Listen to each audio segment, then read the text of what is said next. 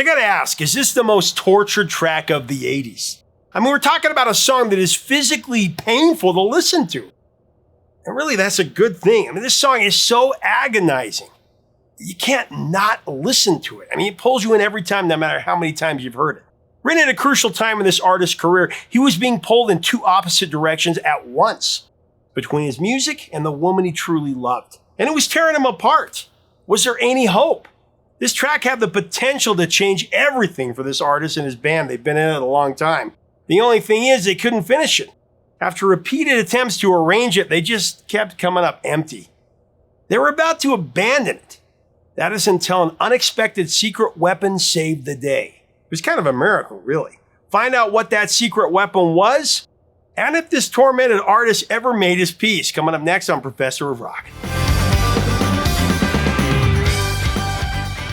Hey music junkies, Professor of Rock, always here to celebrate the greatest artists and the greatest songs of all time. You know, if you remember trying to jump your Evel Knievel toy over various objects as a kid, you're going to dig this channel of deep musical nostalgia. Make sure to subscribe below right now. Click the big red button so you always know when our newest videos and interviews come out. We also have a Patreon, an additional catalog of content there that helps us keep it a daily channel. You can also become an honorary producer to help us curate this music history. So it's time to return to another one of my favorite shows that we do on this channel, the show we call Breakthrough. In this show, we break down songs, albums, or events that kicked open the door to an artist or band's career and gave them the long-term momentum to create success. On today's episode, we're going to talk about a song that took a beloved indie band from the underground to the top of the mainstream, to the top of the charts. And even though I know you've heard this song many, many times, I know you haven't heard the incredible details of how this heart-wrenching song came into existence. Very cool story. Stick around. We're featuring today, With or Without You, from U2's 1987 masterpiece, The Joshua Tree. With or without you. Now, formed in Dublin, Ireland in 1976, U2 consists of Paul Hewson, better known as Bono, started out as Bono Vox, of course on lead vocals and guitar, Adam Clayton on bass, Larry Mullen Jr. on the drums, and David Evans, the Edge, on lead guitar. The band released their first LP, Boy, on October 20th, 1980. That featured the single I Will Follow, and after setting out on the first major U.S. tour for the band in 1981, Boy reached a respectable number 63 on the Billboard 200 album chart. I Will Follow was a no-show on the Hot 100, but it didn't hit number 20 on the newly established U.S. rock charts.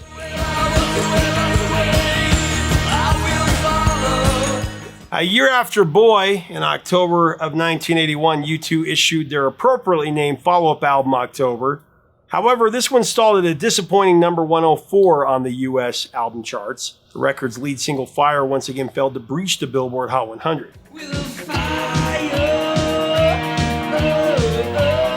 Now, that being said, U2 was on the rise here in America in a whole other space, the underground.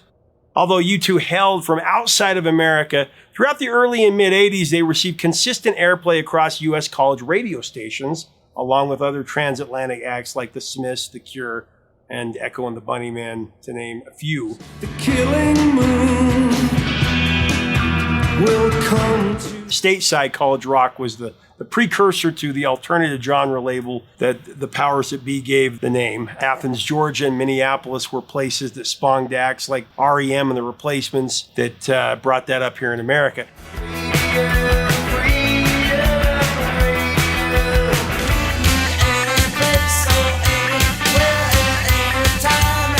Once again, U2's third album, War, wasn't a mainstream breakthrough in America, but it was big on college radio. And as a result, War actually reached number 12 on the Billboard 200. That was after it was released in February of '83. It contained underground hits like New Year's Day. All is quiet on New Year's Day. And Sunday, Bloody Sunday.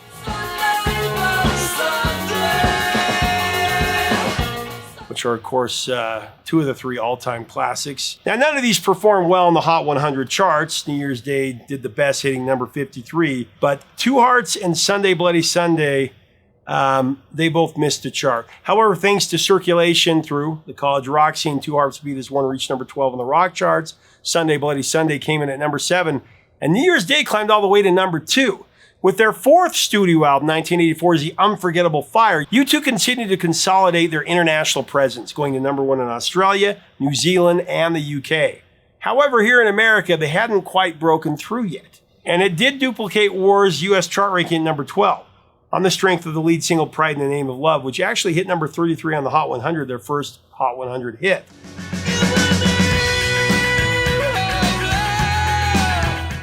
It also went to number 2 on the rock charts. U2 was on the cusp of breaking through to the American mainstream, but they were still lagging behind, top 10 acts like Duran Duran, Madonna, Daryl Hall and John Oates, Cyndi Lauper, and Wham at this point. Wake me up before you go. Don't leave me hanging on the line. Feels like Pride maybe should have been their breakout single here in America, for sure. But as it was, that designation would go to another song, one that came from their next album, The Joshua Tree. The Joshua Tree saw the return of producers Daniel Lanois and Brian Eno, who had previously helmed The Unforgettable Fire. But this time around, the pair would help U2 create their most expansive sound yet. This was an album built on anthems designed for stadiums, but songs that also highlighted Bono's spiritual quest for meaning. The album brought both the band's music and Bono's songwriting to a whole new level. Released in March of '87, The Joshua Tree was the best-selling and most critically acclaimed record yet to emerge from college rock, or modern rock, or what they called it back then. And indisputably, U2's biggest album as well. Singles included the promo track Blue Sky, plus I Still Haven't Found What I'm Looking For,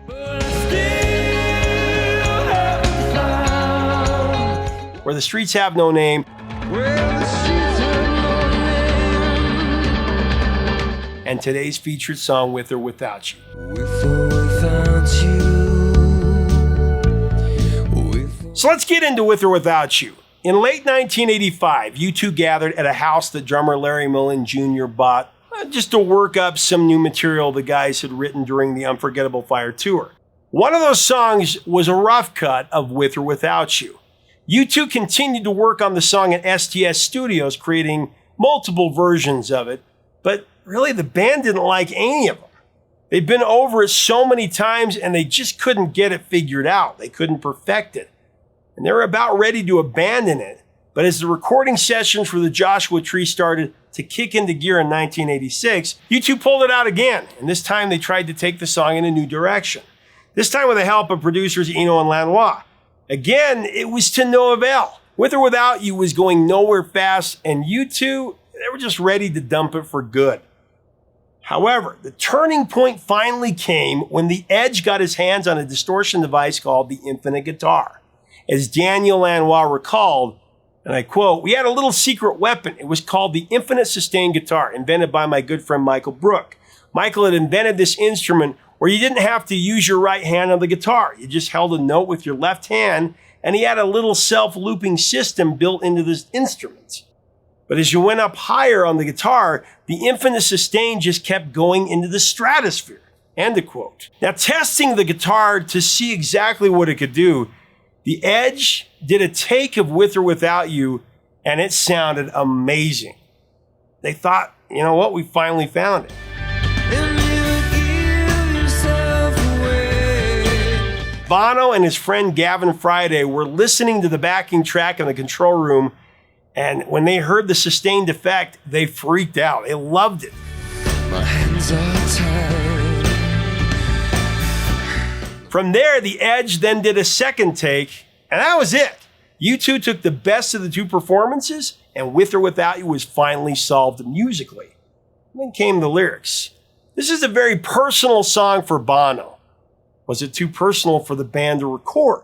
Lyrically, With or Without You is a song dripping with tension. It's crafted to pull listeners into two opposite directions. Bono called the words pure torment. Stones and thorns, a bed of nails, tied hands and body bruises, Christian imagery. Everything about this song is agonizing. And there's a good reason for it. Bono was wrestling with some painful demons when he wrote this. mainly about his marriage to Alison Stewart. Bono and Alison met as young teenagers and began dating in 1976. They were later married in 1982. So Alison was there all through U2's beginnings and battle for mainstream recognition. By 1986, when Bono first started writing With or Without You, he was struggling to reconcile his life as a musician and as a husband. Said Bono, and I quote, "One of the things that was happening at that time was the collision in my own mind between being faithful to your art or being faithful to your lover. What if the two were at odds?" Bono described himself as a man of wanderlust, an artist who was happy traveling the world, but he also knew he had responsibilities to his marriage, and that at times necessitated a domestic commitment. Haunted both by ideas of settling down and forsaking his marriage, Bono would say that it was a very difficult time in his head. Am I going to have kids and settle down and betray my gift? Or am I going to betray my marriage? End of quote. So the lyrics of the song are all about this dynamic, having someone in your life that in some ways holds you back, but who is also someone you can't let go of. It's a tortured relationship, one that is perfectly summed up by the simple line, "I can't live with or without you."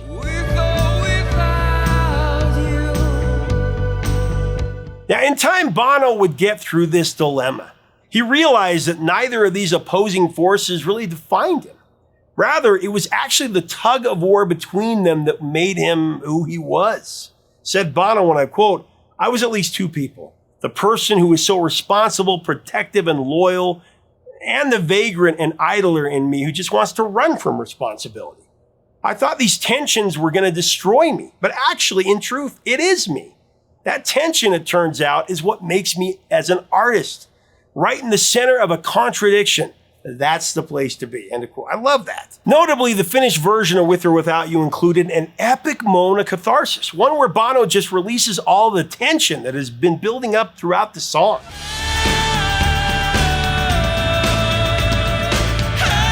Bono called this refrain the most important part of the track because it's all about freeing yourself and letting everything go. It symbolizes what it means to give yourself away.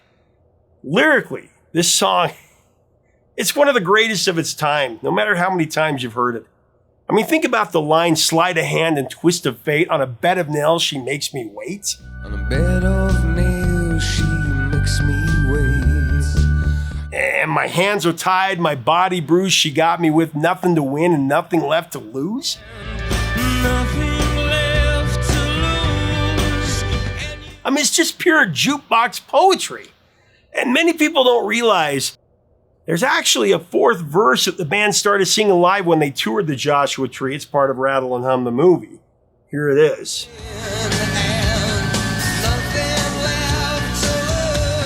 The lyrics are, "We'll shine like stars in the summer night, we'll shine like stars in the winter light. One heart, one hope, one love." Just amazing.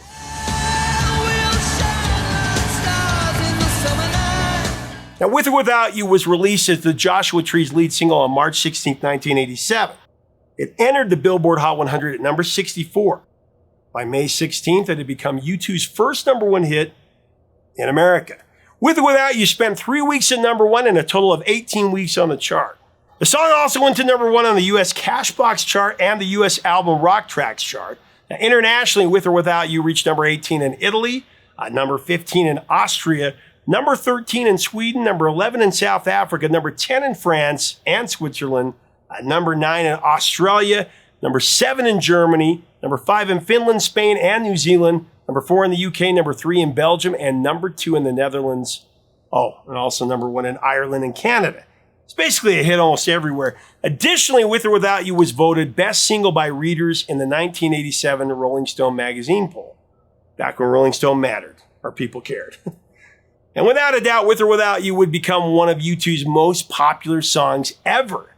It's now been played in concert like 900 times.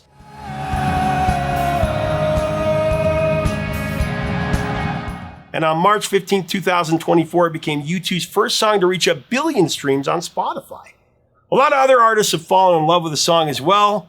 I read somewhere that it's the second most covered track by this band. What do you think is number one? Well, to name a few of the artists who've covered it, Tony Hadley of Spandau Ballet,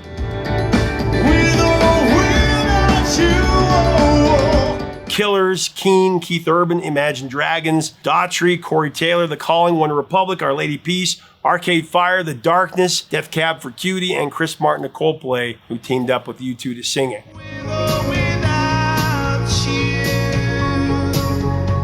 With or Without You has also been a popular choice for pop culture media. It's been shown up in TV shows and movies like 21 Jump Street, Blown Away, Cold Case, The Office, Wahlburgers, Billions, and The Americans, to name a few. The song was also played on multiple episodes of the TV series Friends.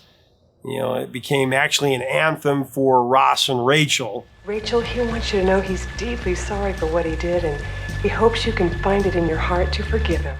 Every time the song was played, it was at a pivotal scene in the couple's on and off again relationship, right? Kind of dramatic there. I'll wait for you. Less than 3 months after With or Without You went to number 1 on the Billboard Hot 100, U2 kept the party going with their second Joshua Tree single, I Still Haven't Found What I'm Looking For. That one also went to number 1. Their third release, Where the Streets Have No Name, that turned in a number 13 ranking.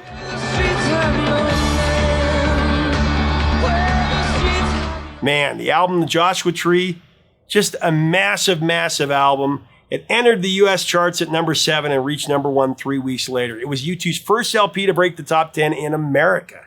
The Joshua Tree also peaked at number 1 in the UK, where it went platinum within 48 hours, making it at the time the fastest selling album in the history of the UK. The record also went to number 1 in Australia, Canada, West Germany, Austria, Switzerland, Sweden, and New Zealand. Surprisingly, it only reached number 2 in their home country of Ireland. That's kind of a head scratcher. Now, on April 7, 1987, U2 became the first rock band since The Who to appear on the cover of Time magazine. Dubbed rock's hottest ticket, critics at Rolling Stone made it the number 2 album of the year. U2 also won Best Rock Performance by a Group or Duo at the Grammy Awards for The Joshua Tree. And the winner is The Joshua Tree, U2. There was no denying it. U2 had finally broken through. They were no longer college rock darlings or the underground. With the conquest of America, they were now a global sensation. Bono, The Edge, Adam Clayton, and Larry Mullen Jr., they were all on their way to becoming household names in the US. I mean, what other band do you know every member of? There are only a few of them. But the thing is, The Joshua Tree and With or Without You, it not only opened the floodgates for U2, but also for college rock in general, allowing alternative bands of the 80s, new wave bands, whatever you want to call it, to start making waves on the mainstream. For example, later that year in August of 87, college rock titans REM released their breakout Hot 100 single, The One I Love. That went to number 9. This one goes out to the one I love. From there, Michael Stipe and company would string together years of mainstream success with top 10s like Stand, Losing My Religion, and Shiny Happy People.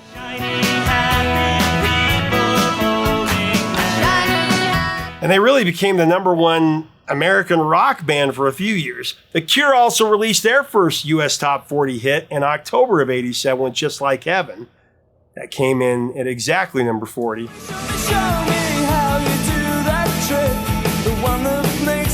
Not long after that, they got a number 2 hit with Love Song in 1989.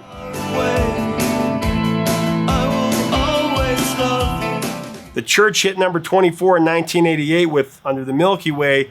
Under the Milky Way tonight. Love and Rockets had their one-hit wonder moment with So Alive that went to number 3 in 1989.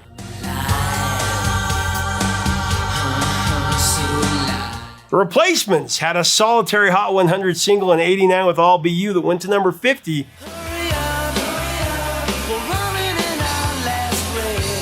And Depeche Mode finally broke the top 10 in 1990 with Enjoy the Silence. Words are very unnecessary things. I'm not saying that REM, The Cure, and Depeche Mode or anyone else owes their success to U2. I'm far from it. But you can't deny that The Joshua Tree was a critical album in its day. It helped expose college rock to the masses, and it paved the way for the alternative explosion that happened in the 90s. The summer of 1987, when I discovered this, I was still a year from teenage angst, but this album didn't leave my Walkman or my boombox for like 4 months.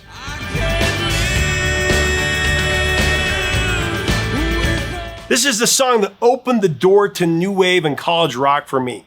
And interestingly enough, the song I Still Haven't Found What I'm Looking For, well, that was the opposite for me with this record.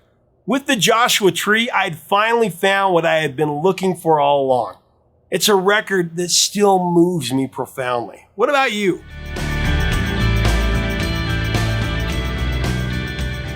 Thanks so much for watching. Leave us a comment about U2 and With or Without You in the Joshua Tree. What are your memories of this song? What do you think about, man, lyrically, what do you think about the lyrics? Was this song ever something that penetrated deeply within your heart? Tell me your story. Let's have a great discussion below. If you like our content, we invite you to subscribe below. We'd love to have you as part of our community. Until next time, 3 chords and the truth, my friends.